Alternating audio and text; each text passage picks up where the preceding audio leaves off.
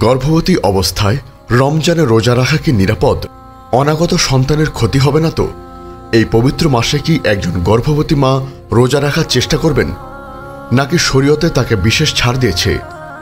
বহু মায়ের মনে এমনই প্রশ্ন জাগে। আজ আমরা কোরআন, হাদিস এবং ফিকহের আলোকে জানব গর্ভবতী মহিলাদের রোজা রাখা উচিত কিনা এবং তাদের জন্য ইসলামের সহজ বিধান কি। আসসালামু আলাইকুম রহমতুল্লাহ। উম্মা কণ্ঠতে আপনাদের স্বাগতম। এখানে ইসলামের গভীর জ্ঞান সহজভাবে তুলে ধরা হয়। আমাদের বার্তা ছড়িয়ে দিতে চ্যানেলটি সাবস্ক্রাইব করুন এবং বেল আইকনটি প্রেস করুন। প্রিয় শ্রোতা, রমজান মাস মুসলিম উম্মার জন্য এক বরকতময়, রহমতময় এবং মাগফিরাতের মাস। এই মাসে সিয়াম পালন করা ইসলামের অন্যতম স্তম্ভ এবং প্রতিটি সুস্থ প্রাপ্ত মুসলিমের উপর এটি ফরজ।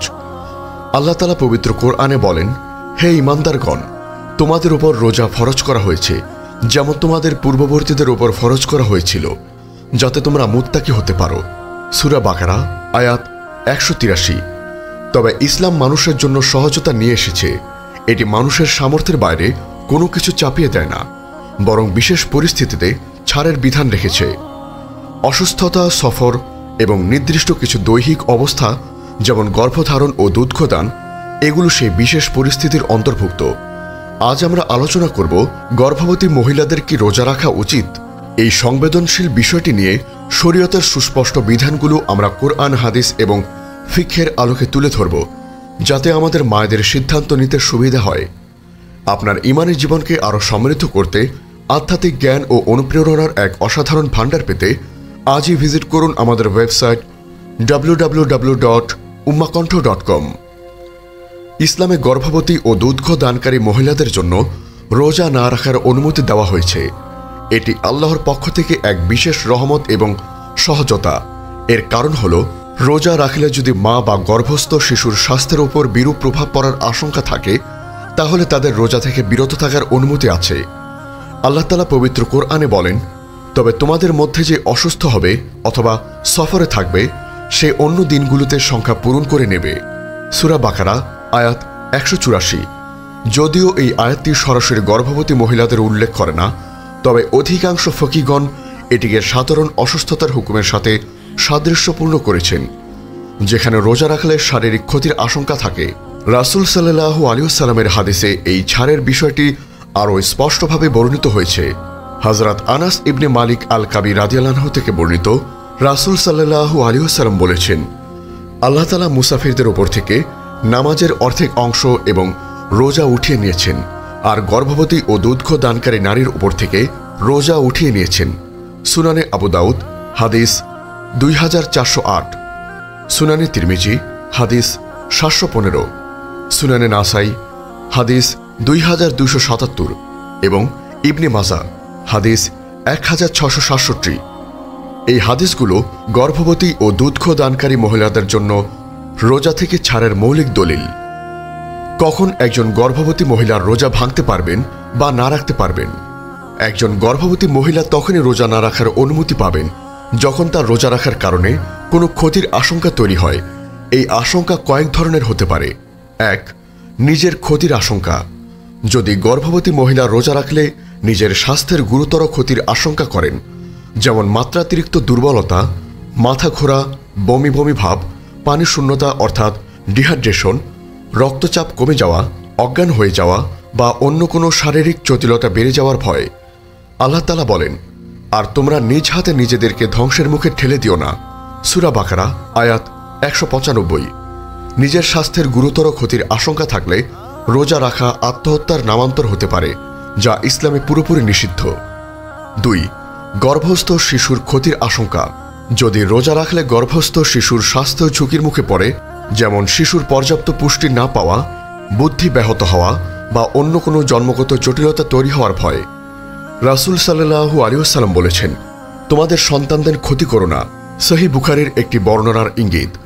সন্তানের সুস্থ জীবন নিশ্চিত করা পিতামাতার উপর একটি দায়িত্ব। 3. উভয়ের ক্ষতির আশঙ্কা। যদি রোজা রাখলে মা ও শিশু উভয়ের ক্ষতির আশঙ্কা থাকে, তবে এটি সবচেয়ে সাধারণ এবং স্পষ্ট পরিস্থিতি যেখানে রোজা না রাখা জায়েজ। এই ধরনের পরিস্থিতিতে রোজা রাখা থেকে বিরত থাকা ইসলামী শরীয়তের সহজতার মূল নীতি অনুযায়ী। আল্লাহ তাআলা বলেন, আল্লাহ তোমাদের উপর কোনো সংকীর্ণতা রাখতে চান না। সূরা মায়দা আয়াত 6। গুরুত্বপূর্ণ, এই ক্ষতির আশঙ্কা একজন বিজ্ঞ মুসলিম এবং আল্লাহ ভীরু চিকিৎসকের পরামর্শের ভিত্তিতে হওয়া উচিত। শুধুমাত্র নিজের অনুমান বা সামান্য অস্বস্তি নয়, বরং বাস্তবসম্মত এবং চিকিৎসাগত মূল্যায়নের উপর ভিত্তি করে সিদ্ধান্ত নেওয়া উচিত। যদি চিকিৎসক রোজা রাখতে নিষেধ করেন, তবে রোজা না রাখা ওয়াজিব হতে পারে। রোজা না রাখার পর করণীয় কাজা না ফিদিয়া। গর্ভবতী বা দুগ্ধ দানকারী মহিলারা রোজা না রাখলে তাদের জন্য কাজা না ফিদিয়া, এই বিষয়ে ইসলামী ফকিহদের মধ্যে কিছুটা মতভেদ রয়েছে। প্রথম মত, অধিকাংশ আলেম ও 4 মাযহাবের মত, শুধুমাত্র কাজা আদায়। এই মতানুযায়ী গর্ভবতী বা দুগ্ধ দানকারী মহিলা রোজা ভাঙলে অথবা রোজা না রাখলে তাকে রমজানের পর ছুটে যাওয়া রোজাগুলো কাজা আদায় করতে হবে, যেমন অসুস্থ বা মুসাফির ব্যক্তি করে। ফিদিয়া ওয়াজিব নয়। এর দলিল হিসাবে উল্লেখ করা হয়, আল্লাহ তাআলা পবিত্র কোরআনে বলেন, তবে তোমাদের মধ্যে যে অসুস্থ বা সফরে থাকবে সে অন্যান্য দিনগুলোতে সংখ্যা পূরণ করে নেবে। সূরা বাকারা আয়াত 184। এই আয়াতকে সাধারণ অসুস্থতার হুকুম হিসাবে গণ্য করা হয়, যেখানে শুধু কাজা ওয়াজিব। হযরত আয়েশা রাদিয়াল্লাহু আনহা থেকে বর্ণিত, তাকে দুগ্ধ দানকারী নারীর কাজা সম্পর্কে জিজ্ঞেস করা হলে তিনি বলেন, আমি মনে করি সে কাজা করবে, ফিদিয়া দেবে না। আল মুগনি ইবনে কুদামা 4/380। দ্বিতীয় মত, ইবনে আব্বাস, ইবনে উমার, সাইদ ইবনে জুবাইর। কাজা ও ফিদিয়া। কিছু ক্ষেত্রে এই মত অনুযায়ী যদি গর্ভবতী ও দুগ্ধ দানকারী মহিলা শুধুমাত্র শিশুর ক্ষতির আশঙ্কায় রোজা না রাখেন, তবে তাকে রোজা কাজা করার পাশাপাশি প্রতিটি রোজার পরিবর্তে একজন মিসকিনকে খাবার খাওয়ানোর ফিদিয়া আদায় করতে হবে। যদি নিজের ক্ষতির আশঙ্কায় বা মা ও শিশু উভয়ের ক্ষতির আশঙ্কায় রোজা না রাখেন, তবে শুধু কাজা ওয়াজিব।